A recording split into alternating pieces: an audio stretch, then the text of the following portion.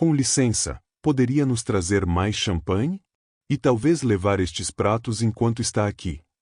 A voz desdenhosa cortou o elegante burburinho do salão de diamantes do Metropolitan Grand Hotel como uma lâmina atravessando a seda. A doutora Isabela Santos não se mexeu. Permaneceu firme, em seu blazer azul marinho sob medida, o telefone encostado no ouvido e os olhos escuros fixos na mulher que a apontava do outro lado do mármore. Atrás dela, 3 homens em smokings caríssimos riam, seus rostos iluminados por aquela arrogância que o dinheiro não compra, mas sempre atrai. A mulher, cabelos loiro-platinados em um elaborado coque, coberta de diamantes que provavelmente valiam mais do que a casa da maioria das pessoas, estalou os dedos como quem chama um animal de estimação. Você me ouviu? Estamos pagando caro por este evento e o serviço tem sido péssimo. Antes de continuar, deixa eu te perguntar algo. Você já esteve em uma sala onde todos presumiram que você não pertencia ali? Deixe nos comentários se essa história já aconteceu com você, se acredita na justiça, inscreva-se agora mesmo. Confie em mim, você não vai querer perder o que vem a seguir. A voz de Isabela no telefone era quase um sussurro, mas carregada de aço. Protocolo Código Vermelho. Execute imediatamente. Fez uma pausa, sem tirar os olhos da loira. Sim, tudo. O riso do grupo aumentou. Um dos homens, alto e magro, com cabelos prateados que gritavam dinheiro antigo, ergueu a taça de vinho em tom de deboche. Acho que sua equipe precisa de mais treinamento, disse em voz alta. Essa parece confusa quanto ao trabalho dela. A loira, que Isabela agora reconhecia como Victoria Whitman, matriarca da dinastia imobiliária Whitman, aproximou-se, seus saltos Louboutin ecoando como um cronômetro em contagem regressiva. Querida, não sei de qual empresa de buffet você é, mas aqui é um baile privado de investidores. Não é lugar para vagar. Isabela já tinha visto aquele olhar antes. Aos 25, quando entrou na sua primeira reunião de diretoria e pediram que servisse café para os verdadeiros executivos. Aos 32, quando um cliente presumiu que ela fosse tradutora e não a CEO que negociava um contrato de 500 milhões. E agora, aos 38, em um salão cheio dos investidores mais poderosos, via de novo. O telefone permanecia encostado no ouvido. Rebeca, está gravando isso? Perguntou baixinho. Do outro lado, a voz firme de sua chefe de gabinete. Cada palavra, Isabela. Devo avisar o conselho? Ainda não, murmurou Isabela, observando a impaciência cada vez mais visível de Vitória. Deixe que continuem cavando. O acompanhante de Vitória, um jovem que parecia nunca ter trabalhado um único dia em sua vida privilegiada, riu alto. Talvez ela não fale inglês muito bem. Você sabe como é com esse tipo de gente. As palavras atingiram o ar como um tapa. Alguns convidados ao redor pararam de conversar, percebendo a tensão que crescia. Uma fotógrafa do jornal de negócios abaixou a câmera, mais interessada no drama humano que nas fotos posadas. Isabela apertou o telefone com força, mas sua expressão permaneceu serena. Já aprenderá, há muito tempo, que a calma era a arma mais poderosa contra gente assim. Eles esperavam raiva, lágrimas, defesa. Nunca esperavam a confiança tranquila de quem tem todas as cartas. Senhora, vou pedir que se afaste, disse Vitória, aumentando o tom para que todos ouvissem. Este é um evento privado para empresários sérios. Tenho certeza de que há uma entrada de serviço que pode usar. Foi então que Isabela finalmente se moveu. Não para trás, como Vitória esperava, mas para frente com passos firmes, de quem sabe que possui cada centímetro do chão. Nisso você tem razão, disse Isabela, baixando um pouco o telefone para ser ouvida. Aqui, assim, sobre negócios sérios. A sala pareceu mudar. As conversas cessaram enquanto mais cabeças se viravam para a cena. Os olhos de Vitória se estreitaram, sentindo um perigo que não previra quando decidiu humilhar quem julgava ser apenas funcionária. Isabela levou o telefone de volta ao ouvido, sua voz se projetando o suficiente para que os mais próximos ouvissem. Fase 2, Rebeca. Eles fizeram a escolha. No meio da multidão, um jovem investidor sussurrou, ela disse fase 2? Mas antes que alguém pudesse processar, a segurança já se aproximava, chamada pelo gesto imperioso de Vitória.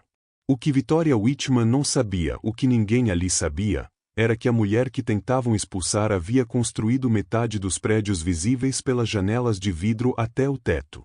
E em exatamente 37 minutos, ela iria lembrá-los disso da forma mais devastadora possível. A tempestade estava prestes a explodir, e Isabela Santos era quem segurava o raio.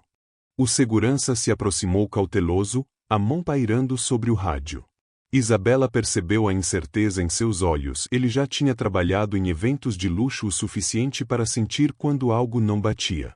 Mas a voz de Vitória Whitman cortou a hesitação como a batida de um martelo em reunião de conselho. Remova imediatamente, ordenou Vitória, em um tom carregado da autoridade de quem está acostumada a ser obedecida sem questionamentos.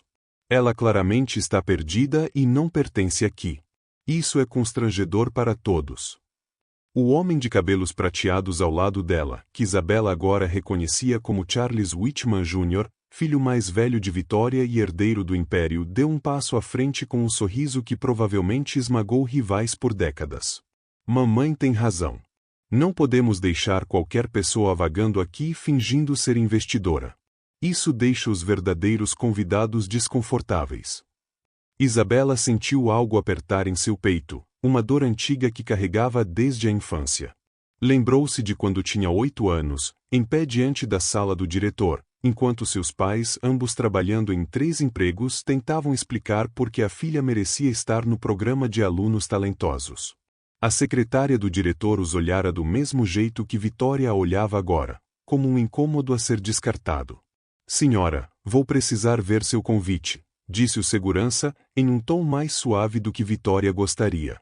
Isabela levou a mão ao blazer, mas antes que pudesse mostrar qualquer coisa, o filho caçula de Vitória, um homem na casa dos 30, com traços suaves de quem nunca enfrentou adversidade, arrancou sua bolsa. Deixa eu adivinhar, disse com ironia.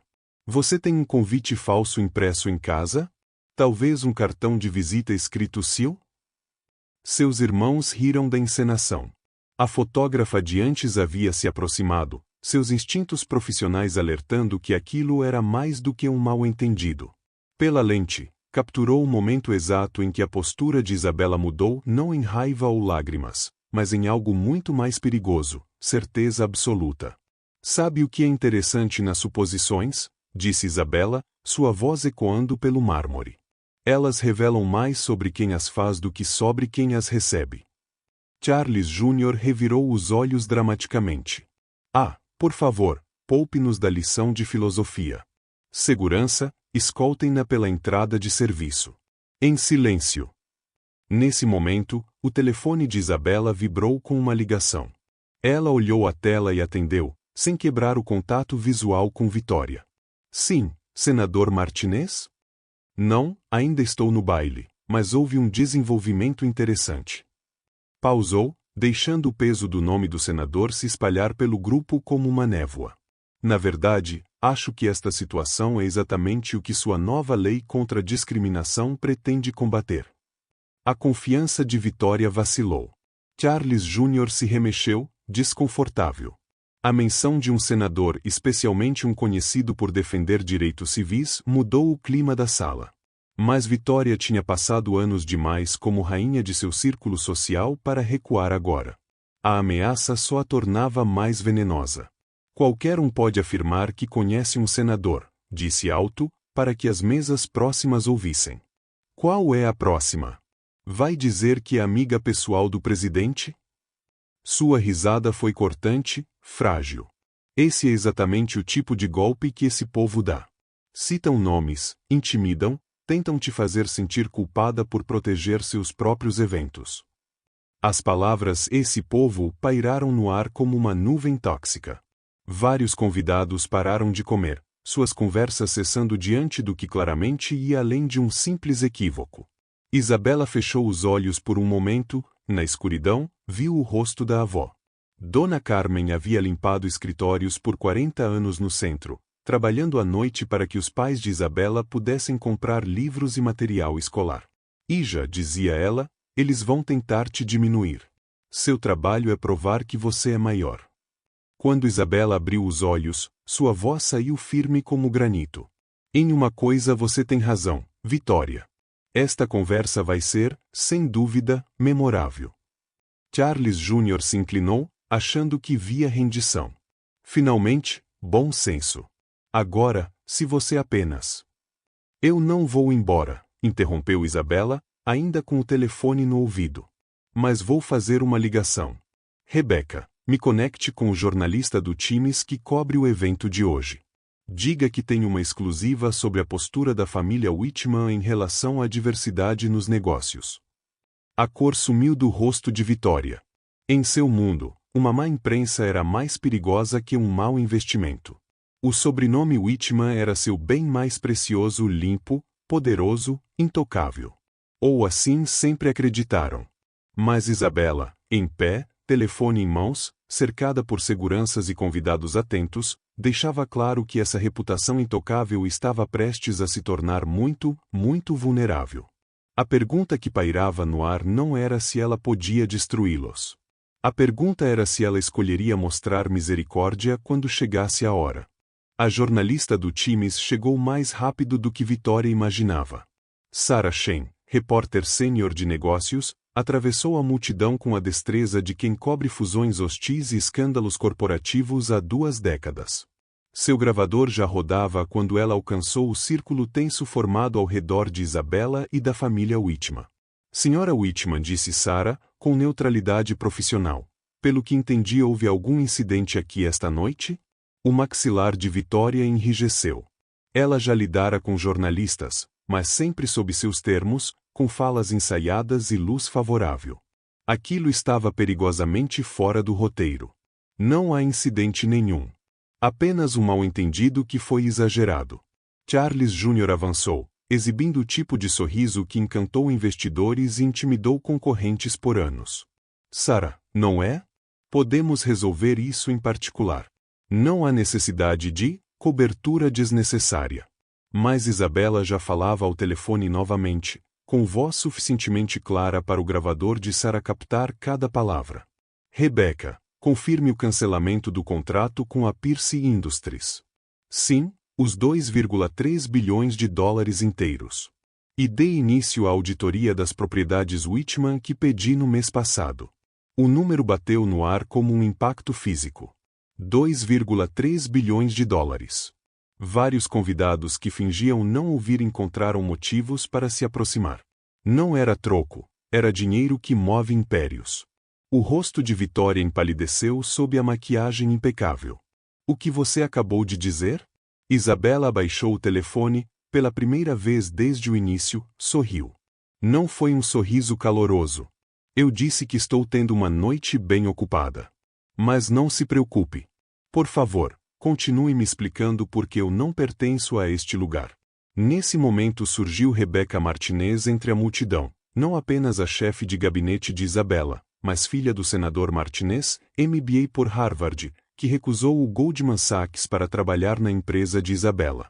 Sua chegada provocou ondas de reconhecimento entre os investidores.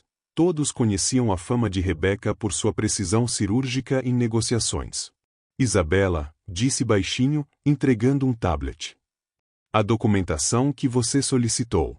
Seu olhar varreu a família Whitman com uma avaliação profissional que fazia muito marmanjo repensar a própria vida. Devo prosseguir com a fase 3? Charles Jr. riu, mas o som saiu forçado. Fase 3? Isso é o quê? Uma peça de teatro? Rebeca, conheço sua família há anos. Com certeza você pode falar com sua empregadora. O sorriso de Rebeca foi uma lâmina. Sr. Whitman, acho que o senhor me confunde com alguém que trabalha para gente como o senhor. Ela checou o tablet. Isabela, os relatórios de engenharia estrutural do Whitman Plaza estão prontos. Há irregularidades fascinantes na fundação. A compostura de Vitória finalmente se quebrou. Do que você está falando? Que relatórios? Os dedos de Isabela deslizaram pela tela com a fluidez de quem revisa dados familiares. O semblante seguia calmo, mas havia algo predatório em seu foco, como uma mestra de xadrez percebendo que o oponente entrou direto em xeque-mate. Sabe o que acho interessante nas suposições, Vitória? Disse, com clareza cristalina. Elas criam pontos cegos. Perigosos. Ela virou o tablet para Saracen. Os olhos da jornalista se ampliaram ao ler. A caneta correu pelo bloco, e Isabela percebeu o instante exato em que Sara entendeu que não cobria um simples mal-entendido social, e sim os lances de abertura de um terremoto corporativo. Charles Jr. tentou recuperar a narrativa. Olha, não sei qual é o seu jogo, mas o nome Whitman tem peso nesta cidade. Não reagimos bem a ameaças. Então Isabela sentiu o mesmo ímpeto de indignação justa que a sustentou diante de cada barreira. Mas, agora, não era só pessoal. Pensou em cada profissional filipino chamado de pouco profissional por causa do sotaque. Em cada empreendedor imigrante obrigado a provar que merecia estar em salas que o próprio dinheiro deles ajudou a erguer. Você está certo, o nome de vocês tem peso, disse ela, com voz de aço. A questão é, quanto peso ele aguenta quando as fundações começam a se mover? Rebeca se inclinou e sussurrou algo ao seu ouvido. A expressão de Isabela mudou, surpresa, depois uma satisfação contida, e por fim uma determinação gelada que fez vários investidores recuarem sem perceber.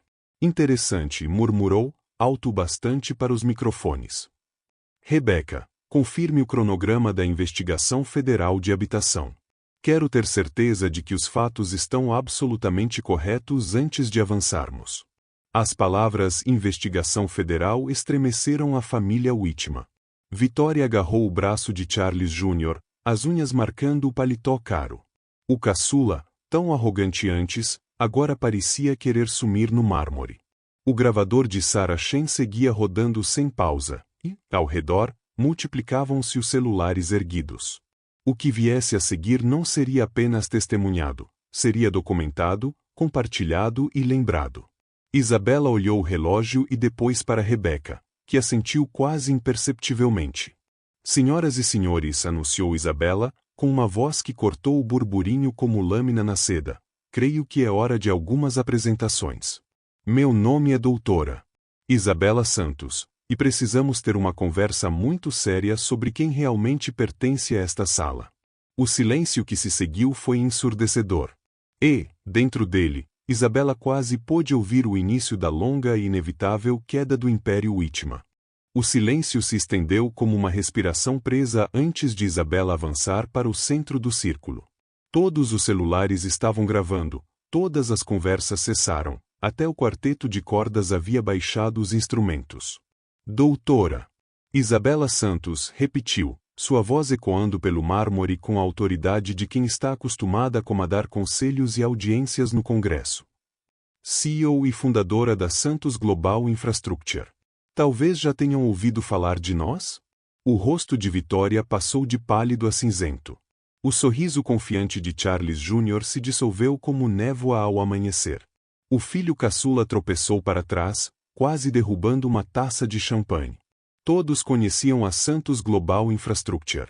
A empresa que revolucionou a construção sustentável em 3 continentes. A firma que acabará de garantir o maior contrato federal da história dos Estados Unidos para a reconstrução de pontes e rodovias em ruínas. Avaliada em 12,7 bilhões de dólares. A caneta de Saracen corria tão rápido no bloco que parecia soltar fumaça.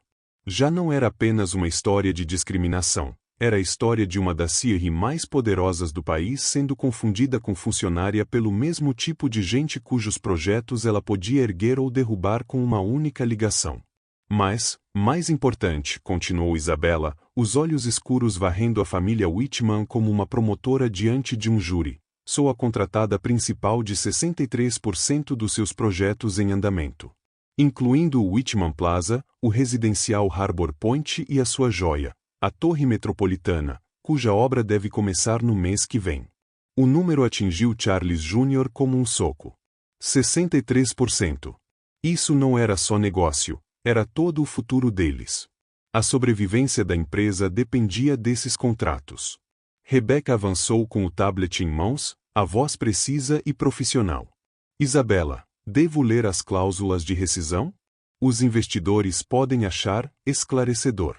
Por favor, disse Isabela, sem tirar os olhos de Vitória, cujos diamantes pareciam de repente menos brilhantes sob as luzes do salão. A voz de Rebeca ressoou com clareza. Seção 12A. Qualquer comportamento do cliente que desabone os valores corporativos da Santos Global, incluindo, mas não se limitando a, discriminação, assédio ou má conduta pública, constitui motivo para rescisão imediata do contrato, sem penalidade. Um suspiro coletivo percorreu a plateia de investidores. Rescisão imediata sem penalidade significava que os Wittmann perderiam não apenas os contratos, mas também os milhões já investidos em preparação e materiais. Vitória tentou, desesperadamente, retomar o controle. Isso é absurdo. Não tínhamos como saber. Saber o quê? Cortou Isabela, a voz afiada como vidro quebrado. Que uma mulher filipina de terno poderia pertencer a um ambiente de negócios. Que alguém de pele morena poderia ter conquistado seu lugar nesta sala. Charles Jr. digitava freneticamente no celular, provavelmente acionando advogados, conselheiros, qualquer um que ajudasse a conter o desastre. Mas as próximas palavras de Isabela o congelaram. Ah, Charles, antes de ligar para sua equipe jurídica, convém saber, eu já falei com a minha. Parece que há discrepâncias interessantes nos seus relatórios de conformidade de habitação federal. Algo sobre práticas discriminatórias na seleção de inquilinos? O telefone escorregou de suas mãos e estalou no mármore. Violações de habitação federal não dizem respeito apenas a dinheiro, envolvem responsabilidade criminal. O filho caçula, tão zombeteiro antes, agora parecia prestes a passar mal. Mãe, sussurrou. Precisamos sair. Agora. Mas já era tarde para uma saída elegante. Sarah Shen avançou, gravador estendido para Vitória. Senhora Wittmann, gostaria de comentar as acusações de discriminação sistemática nas práticas de contratação e subcontratação da sua empresa? A boca de Vitória abriu e fechou sem som, como um peixe fora d'água. Ao redor, os outros investidores já faziam contas. Com que rapidez poderiam se afastar do nome Wittmann? Quão depressa transfeririam seus projetos para empresas que não estivessem prestes a virar ativos tóxicos? O celular de Isabela vibrou. Ela atendeu com calma, a voz projetada no salão silencioso. Sim, senador Martinez? Não, a discriminação está bastante clara. Temos múltiplas testemunhas e gravações. Sim, acredito que a sua comissão de direitos civis vai se interessar muito por este caso. Foi então que Vitória quebrou. Sua fachada cuidadosamente construída desmoronou como um castelo de cartas em meio a um furacão. Por favor, sussurrou, quase inaudível. Deve haver alguma forma de consertar isso. Isabela estudou por um longo momento, a mulher que a tratara como nada, que presumira que ela não era ninguém, que tentará expulsá-la de um lugar ao qual tinha todo o direito de pertencer. Sabe de uma coisa, Vitória? Disse por fim, num tom mais suave, mas não menos perigoso. Você tem razão. Existe, sim, uma forma de consertar. Ela fez uma pausa, deixando a esperança cintilar nos olhos de Vitória antes do golpe final. Aprender com isso. Lembrar deste momento sempre que olhar para alguém e presumir onde essa pessoa deveria estar. Virou-se para Rebeca. Execute os protocolos de rescisão. Todos os contratos, com efeito imediato. E, Rebeca, certifique-se de que todas as construtoras da cidade saibam o motivo. O som que escapou da garganta de Vitória não foi exatamente um soluço nem um grito. Foi o som de alguém assistindo ao próprio mundo desabar, em tempo real. Charles Jr. já estava de joelhos, catando o celular com as mãos trêmulas. O filho caçula simplesmente virou as costas, deixando a família para enfrentar as consequências. Ao se virar para sair, Isabela parou pela última vez. Para o que vale, disse, com a voz carregando o peso de gerações de imigrantes a quem disseram que não pertenciam. Eu realmente esperava que você me surpreendesse. O Império Wittmann não apenas caiu naquela noite, desintegrou-se, peça por peça, contrato por contrato, como um castelo de areia tragado por uma maré inevitável. E Isabela Santos deixou aquele salão não como a vítima que tentaram fazer dela, mas como a arquiteta da destruição completa e total deles. 6 meses depois, a doutora Isabela Santos estava em seu escritório de canto, no 47º andar da Torre Santos Global, observando o horizonte da cidade se transformar diante de seus olhos. Pelas janelas do chão ao teto, via a estrutura do que seria o novo hub federal de infraestrutura, um projeto de 4,2 bilhões de dólares que sua empresa conquistara em uma licitação competitiva. O mesmo projeto no qual os Whitman apostavam para salvar seu império decadente. Sobre a mesa, a editoria de negócios do dia estava aberta em um título que ainda lhe arrancava um leve sorriso. Whitman Properties entra com pedido de falência no capítulo 11. Escândalo de discriminação custa tudo à empresa. A matéria detalhava a rapidez do colapso após a noite no Metropolitan Grand Hotel. Em 48 horas, todos os grandes contratados da cidade haviam rompido com a Whitman Properties. Em uma semana, investigadores federais iniciaram uma auditoria completa de suas práticas de habitação. Em um mês, suas ações viraram papel sem valor. Charles Jr. tentou desesperadamente reconstruir, rebatizou a empresa, tentou se distanciar das atitudes da mãe. Mas, na era das redes sociais e da responsabilização corporativa, não há como fugir de vídeos virais de discriminação. As imagens daquela noite passaram de 50 milhões de visualizações, transformando o nome Whitman em um exemplo didático nas escolas de negócios do país. Rebecca bateu de leve e entrou, trazendo uma pilha de contratos que representavam o futuro que Isabela vinha erguendo. O projeto habitacional Martinez acabou de receber aprovação final, anunciou, pousando os documentos com satisfação. Famílias de baixa renda terão acesso a moradia sustentável e acessível graças à nossa nova parceria federal. Isabela sentiu, lembrando de como sua própria família penou para encontrar moradia decente quando chegou aos Estados Unidos. Seus pais fizeram múltiplos trabalhos, juntando cada centavo para que ela pudesse focar nos estudos. Eles acreditaram no sonho americano não porque fosse garantido, mas porque era possível para quem estivesse disposto a lutar. Alguma notícia da vitória? Perguntou, já sabendo a resposta. Ainda tentando vender a propriedade da família, respondeu Rebecca. Aparentemente, manter 7 imóveis fica difícil quando se perdem contratos governamentais de 9 dígitos. Não havia maldade em sua voz, apenas a neutralidade dos fatos. Pelas janelas, Isabela via as equipes trabalhando no novo conjunto habitacional acessível que levaria o nome de sua avó, Centro Comunitário Carmen Santos. A ironia era evidente. A neta de uma mulher que limpava escritórios à noite agora os projetava e construía. Seu telefone vibrou com um SMS do senador Martinez, projeto de reforma imigratória aprovado na comissão. Seu depoimento sobre discriminação econômica foi decisivo. Obrigado pela coragem. Isabela refletiu sobre o caminho até ali. Cada insulto, cada subestimação, cada suposição sobre suas capacidades por causa do sotaque ou da aparência, tudo virou combustível para o fogo que hoje alimentava um império erguido sobre a inclusão, não a exclusão. O interfone chiou de leve. Doutora Santos, seu compromisso das 15 horas chegou. A jovem da Fundação de Bolsas. Pode encaminhar, disse Isabela, ajeitando o blazer. A porta se abriu e entrou Maria Gonzalez, estudante de engenharia de 22 anos cuja história lembrava a própria trajetória de Isabela. Brilhante, determinada e carregando o peso de ser a primeira da família na universidade, Maria fora selecionada para a Bolsa Integral da Santos Global. Doutora Santos, disse Maria, com a voz um pouco nervosa, eu queria agradecer pessoalmente. Essa bolsa muda tudo para minha família. Isabela fez sinal para que se sentasse, enxergando a si mesma nos olhos ávidos e na postura atenta da jovem. Diga, Maria, o que você quer construir? Pontes respondeu sem hesitar. Não só as físicas, mas conexões entre comunidades. Quero projetar infraestrutura que una as pessoas, em vez de separá-las. À noite, ao se preparar para sair, Isabela pensou no ato final de desespero dos Whitman.